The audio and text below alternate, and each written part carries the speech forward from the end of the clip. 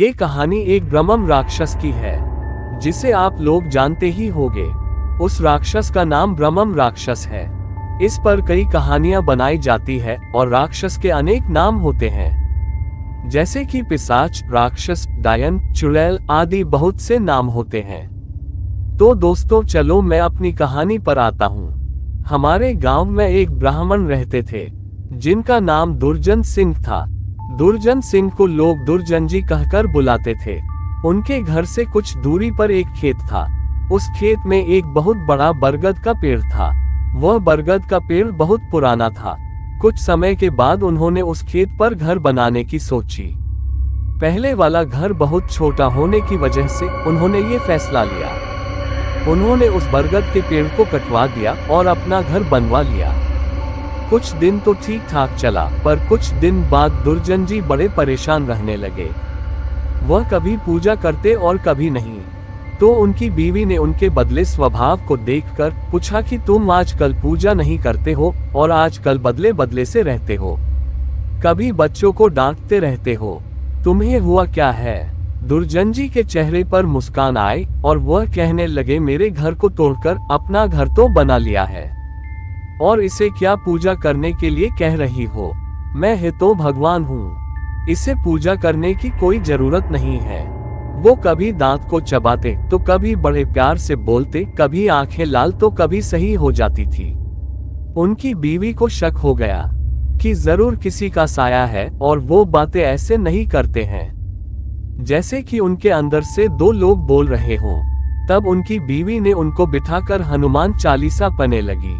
वो सोच रही थी अगर कोई होगा तो भाग जाएगा, पर दुर्जन जी पर उसका कोई असर नहीं पड़ा रहा था। वो एक टक लगाए देखे जा रहे थे। उनकी बीवी ने काफी मंत्र और गायत्री मंत्र पढ़े, तभी दुर्जन जी की आंखें लाल हुई। दोस्तों, इससे पहले कहानी सुनाओ, आपसे हाथ जोड़कर निवेदन है, प्लीज मेरे चैनल को सब्सक्राइब कर दो। दोस्तों, आपका कुछ नहीं जाएगा अगर आप मेरा चैनल सब्सक्राइब और वीडियो को लाइक कर देते हो। किसी गरीब इंसान का भला ही हो जाएगा। और कहने लगे कि मैं किसी से नहीं डरने वाला हूँ, और तू क्या समझ रही है, मैं इससे ऐसे नहीं छोड़ने वाला हूँ। तब तक उसका छोटा बच्चा वहां आ गया। दुर्जन जी ने उसे जोर से पकड़कर अपनी तरफ खींचा लिया और ऐसा लग रहा था कि उसके सिर को कच्चा ही चबा जाएंगे। उसकी मम्मी बोली कि बच्चे को छोड़ दो, इसने तुम्हारा क्या बिगाड़ा है? दुर्जन जी की पत्नी ने अपने बच्चे को अपनी तरफ खींच लिया। उसने फिर पूछा, तुम कौन हो और मेरे पति के अंदर क्यों आए हो? आप हमसे क्या चाहते हो?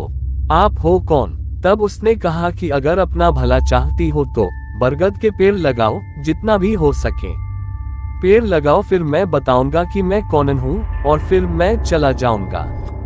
तब दुर्जन जी की बीवी ने 101 पेड़ बरगद के लगाए।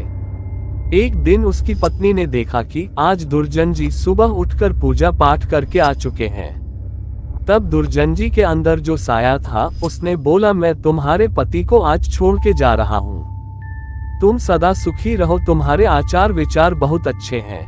मैं ब्रह्मम राक्षस हूँ, वैसे मैं किसी को नहीं छोड़ता और न ही किसी से डरता हूँ।